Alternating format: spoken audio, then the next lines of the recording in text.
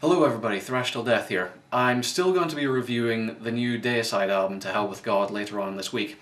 But before I do that, I'd like to share my initial thoughts with you on the new Children of Bodom record, Relentless Reckless Forever, that just hit stores in the UK earlier on today. In a brief word, not good. And I will explain why. See, there are quite a few critics of the sort of particular brand of melodic death metal that Children of Bodom have been the progenitors of. Bands like Northern, Wintersun, Kalma, Imperanon, that whole ilk. It often gets criticised for being overly noodly in their guitar work and for combining sort of power metal-esque melodies with black metal style shrieking vocals, and those two styles being sort of fundamentally incongruous. I don't buy into that. I believe that this style can be done well when it's done correctly. Ensiferum and Wintersun are probably two of my favourite examples, but it can be done well by pretty much anyone. With that said, and in fact I'll go you one better. Children of Bodom's last album, Blooddrunk, which attracted the ire of a lot of people when it came out in 2008, I actually quite enjoyed. It wasn't great, but it was sort of a guilty pleasure for me. It had a few riffs, it was fun while it lasted, and it had a couple of silly little covers at the end, so it wasn't one to take particularly seriously, but it was sort of good while it lasted. That's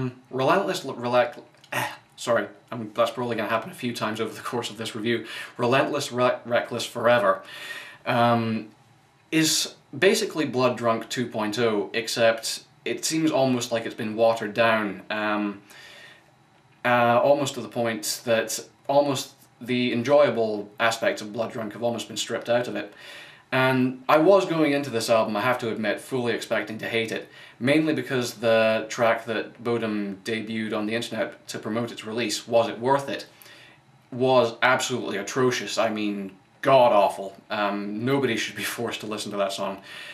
So I went into this album with really low expectations, and I didn't hate it. Was It Worth It is easily the worst song on this album, and it's not representative of the overall quality, but I didn't really like it either. So as it stands, the album's only about 36 minutes long, and in that time it's not boring. It's for the most part, it's played incredibly fast, as is Bodom's wont, and it's got all sorts of neoclassical riffs and keyboard lines and basically just loads of flurries of notes flying all over the place for the entire running time. It's not a boring album. But my basic criticism is that it basically epitomizes the sort of old adage of full of sound and fury signifying nothing. It's a very melodically bland, undistinguished album. Most of these riffs don't have any sort of interesting melodic or harmonic ideas going on, and they just don't seem to express anything. You know, they just don't have any particular feeling or passion to them. They just feel like almost technical exercises for the sake of technical exercises, checking off boxes, if you will. The songwriting too is also very guilty. While the songs are going, they're perfectly entertaining while they last. They're very palatable. But they don't leave any kind of lasting impression. They just they sort of just drift in one ear and out the other. It almost feels like they're sort of ticking boxes almost against what a metal album should be, and it just ends up feeling sterile and mediocre. And these songs really just don't elicit any sort of emotion from me other than apathy. I think probably the greatest illustration of where this album went wrong would be with the solos. Children of Bodom, Alexei Laiho, their guitarist and frontman, is famously an excellent guitarist, but when he plays the solos on this album, they have sort of this feeling of almost they're there just for the sake of filling in the blanks. You know, they don't really express anything or fulfill any particular purpose in the songs they find them in. It's just there for the purpose of filling out a template, and once you get a few tracks in, you'll just sort of they don't become exhilarating anymore. You just sort of greet them with sort of resignation, like, okay, there's a solo coming, let's get this over with. And the whole album's like that, really. It's just sort of bland. Even though it's really fast and energetic and everything, it just doesn't invigorate. It just doesn't have that sort of...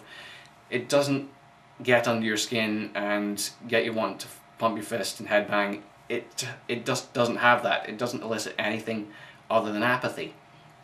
I mean, while it lasts, it's inoffensive, but I can't really say anything more for it than that it's inoffensive. Although there is probably one aspect of it I would criticise, although my criticism isn't specific to this record, but Children of Bodom's pretty much their entire body of work. When it comes to screaming in metal, screaming, growling, guttural vocals, pretty much of any sort, there are some singers who do it well, like Michael Stan, Johan Hegg, Michael Ackerfeldt, Thomas Lindberg. They know how to make it work. They know how to use screams to sort of elicit feelings of passion and urgency and make it sound sinister and brutal in a way that clean vocals just can't do, and make it suitable to the style. Alex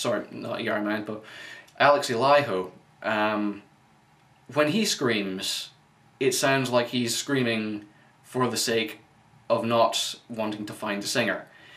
It just feels incongruous with the music.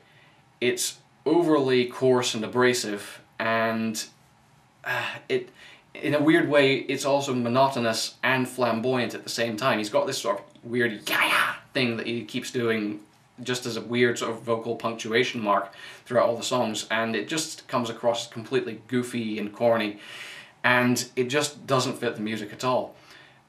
So just generally the vocals in Children of Bodom and Relentless Reckless Forever, just as much as any other record, is guilty of this. Just bad vocals pretty much all the way through. Other than the vocal performance, I can't honestly say it's a dreadful album, but I couldn't honestly recommend it to anyone either. As I say, the most that can be said for it is that it's inoffensive, but it will not stick in your mind, and I didn't feel myself compelled to listen to it more than once. I did for the purposes of this review, but you know, it's sort of a labour almost. And really there's not much else to be said about it. If you heard Blooddrunk, if you liked Blooddrunk, you might be able to get something out of this. And it does have a couple of redeeming moments. Let's see, the last track, which is called Northpole Throwdown, that has a really sort of interesting sort of Asian-ish melody permeating the riffs, and that does add a sort of exotic vibe and a kind of funk to it. And there is one other song, I think the second track, Shovel Knockout, that's a pretty good one. That's one of the ones where the songwriting does sort of gel together, and it does sort of become kind of exciting and pacey, and it does actually get your blood pumping. But for the most part, the songwriting just isn't very good. Alexei Liho, he said in interviews that this is sort of, he's put more effort into this album than any other one he's done before, and this is supposed to be his Rain in Blood or whatever. And it pains me to criticize it whenever an artist has clearly put this much work into this album, because everyone on this record can clearly play, but it's not good enough. The songwriting just doesn't cut it. I mean, for one thing, you've probably heard the song Ugly, the second song that they used to promote the album online prior to its release.